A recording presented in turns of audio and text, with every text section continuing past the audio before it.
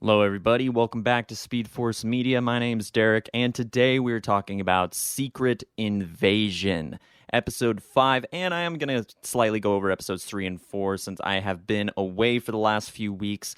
Got a little bit of catching up to do, so I'm just going to vaguely, kind of quickly go over my thoughts of the last 3 episodes, what to expect from the finale. And most importantly, I'd like to hear what you guys think about Secret Invasion. What are your thoughts on the show? Are you watching it? If not, how come?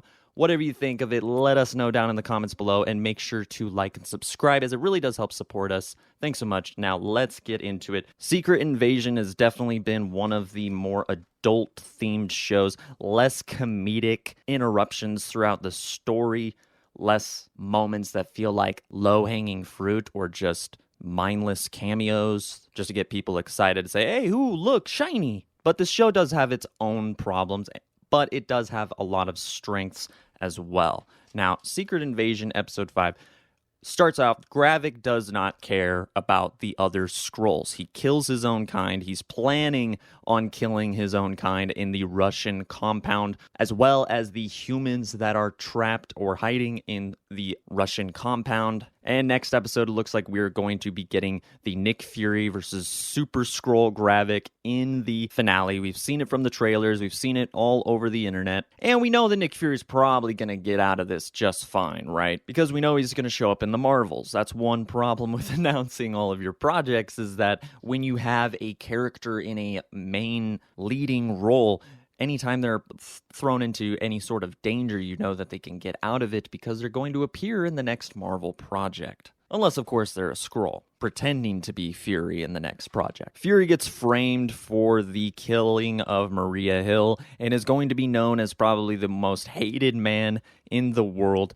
You see Gravik as he's standing kind of on his own against the rest of the Skrulls, calling them nameless and faceless, which really does not sit the right way. He executes one of the main Skrulls, one of the most beloved Skrulls among the Skrull community, in the beginning of the episode like he's absolutely nothing, all for just questioning Gravik's ideas. It's then revealed that Gravik stole Cole Obsidian and Flora Colossus's DNA, and that is the whole end game, the whole goal for Gravik, is that he is trying to build the Super Skrull machine, or has built it, and wants the rest of the DNA from the Avengers, but so far has only been able to get the DNA from Cole Obsidian and the Flora Colossus creatures, which is Groot, of course. He got this idea kind of from Nick Fury, so in a way, it is his fault, which really does a good job of setting up the idea that Nick wants to solve this on his own. They reference, hey, why don't you call down any of your big friends in the sky?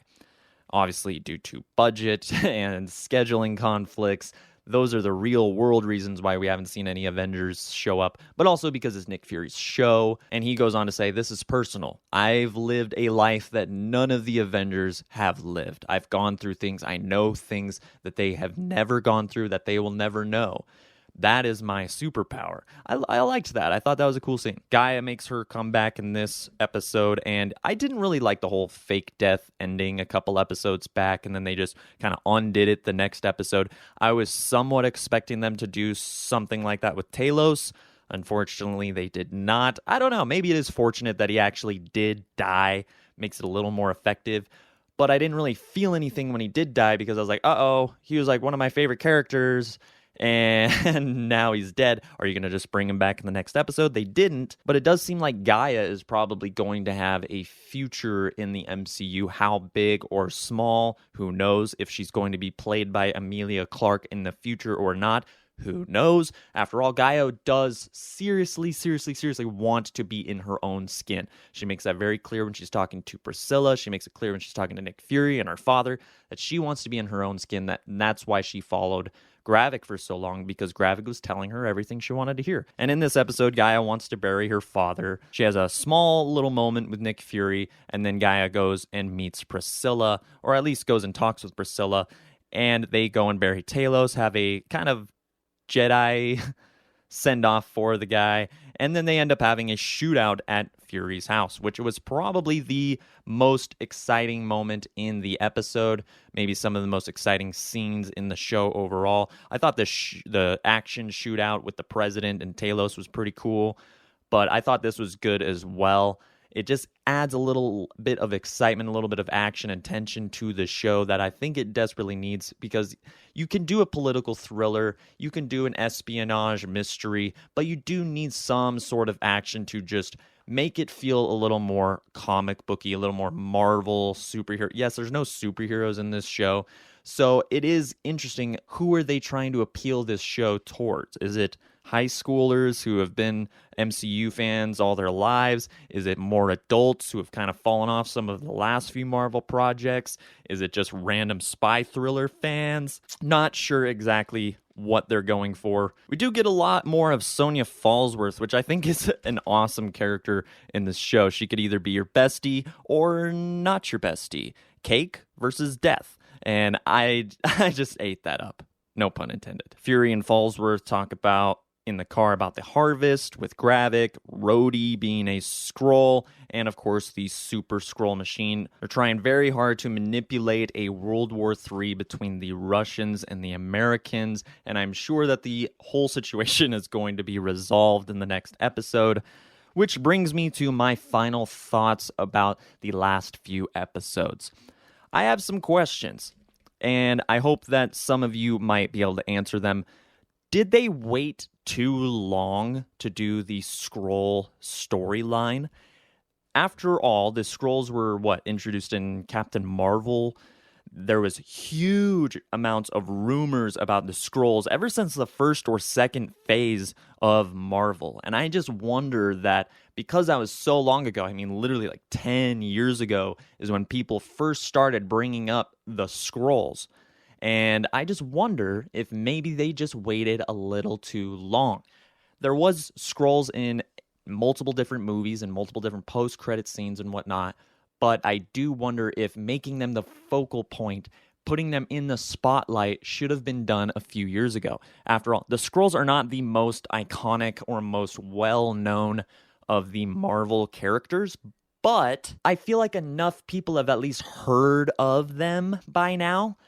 And over the last several years is just like Skrulls, Skrulls, Skrulls, Skrulls. I can tell you from one thing, somebody who's never read Secret Invasion from the Marvel Comics, was that I was getting tired of hearing about the Skrulls and finding out Nick Fury and Maria Hill was a Skrull in one of the movies. It was just like, what are you doing? And it begs the question of who's been a Skrull?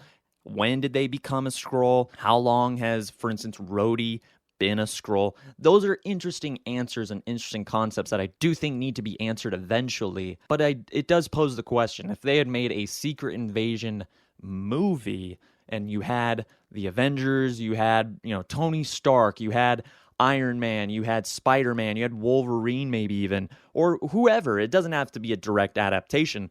But just having Nick Fury and the rest of, the kind of Agents of S.H.I.E.L.D.-like characters, plus you throw in the President, who is eventually going to get replaced by Thunderbolt Ross, played by Harrison Ford, because we know he's going to be in Captain America. And I just wonder what they're doing with this show, because if you're trying to have a broad appeal, I feel like it's a little too niche. I feel like the Skrulls are just a little too different and outside the rest of the Marvel cinematic universe. And not to mention, I don't think that the Skrulls are nearly as interesting as they should be. And yet this show seems on par with the highest of MCU shows in terms of effects, writing, but it still feels half-baked, like all of the MCU shows. Hell, like all of the Disney Plus shows, or at least most of them.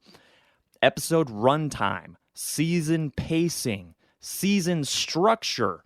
It suffers from all the same stuff. It's still a good enough show, but geez, it's the finale next week, and I feel like we're still kind of just barely scratching the surface of Gravik's plan, his motivations, and the more we go further in this show, I feel like I said, I personally feel like the Skrulls have become less interesting as the show has gone on, because yes, you do have kind of a civil war between the Skrulls and Gravik, but they don't even stand remotely a chance against the guy. You saw them get the jump on him and get quite a bit of hits on him too, and he was just able to get up, kick all their asses, kill all of them, and ask, who's next? Who wants some more? Now, maybe they do wrap up Gravik's storyline in the next episode in a really compelling and satisfying way, but if you look at the rest of the MCU shows, I never thought WandaVision was the greatest show of all time. Certainly it is one of the best Marvel shows, and it was one that certainly got a lot of people excited for Disney Plus and the rest of the MCU. But I feel like every show since then has kind of been in a certain kind of realm of it's not exactly as good as what we were expecting. The finale feels very safe, and it does a good job of setting up the next project, but the next project might not even tie into the previous project, which I think is kind of a problem with the MCU as a whole, as opposed to just Secret Invasion. Because like I said, I've actually enjoyed Secret Invasion probably more than WandaVision, maybe even more than Falcon and Winter Soldier. Not all of WandaVision, not all of Falcon and Winter Soldier, but there are parts in those shows that are just god-awful writing. I loved Loki.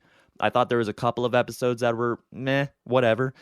I thought Moon Knight had some really great episodes, but fizzled out in the end, did not really set up anything compelling. And here we have Secret Invasion. Yeah, I left out Hawkeye, whatever, and the Marvels. And I thought that those shows weren't terrible, but nothing that Disney Plus and the MCU has put out has hit like the likes of Netflix's Daredevil or The Punisher. All of them have felt pretty much like The Defenders to me, where at best it feels like Daredevil Season 2, and at worst it feels like Iron Fist Season 3. That's kind of how I've felt about all of the MCU shows. Like at times it feels like, oh, this is as good as Age of Ultron or Captain America Winter Soldier. But then when it gets to the worst parts, or just the parts that haven't had as much time to flesh out, it starts feeling like a rushed product. And I just am left wondering, what was the point? What is the point of this Skrull storyline? Maybe we're going to see further down the road in in Phase 5. But as of right now, I'm just not at all compelled or emotionally invested in Gravik's storyline, in the Skrull storyline. The best part of this show, I think, has been when characters like Ben Mendelsohn or Talos and Nick Fury are just sitting in a room talking, or when Priscilla and Nick Fury are sitting down talking. I think those are easily the best scenes of the show. I think also Rhodey has been a great twist that not a lot of people are talking about. But I have gone over some of my thoughts and some of my issues with the MCU shows, with the Disney Plus shows, and with this show in general.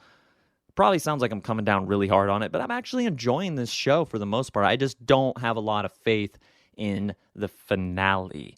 But that's where I throw it off to you guys. What do you think about Secret Invasion? I hope my thoughts weren't too polarizing for you. What are your thoughts on the MCU Disney Plus shows as a whole? Have they met your expectations? What are your expectations for Secret Invasion's finale? Thank you so much for watching, and until next time, bye-bye.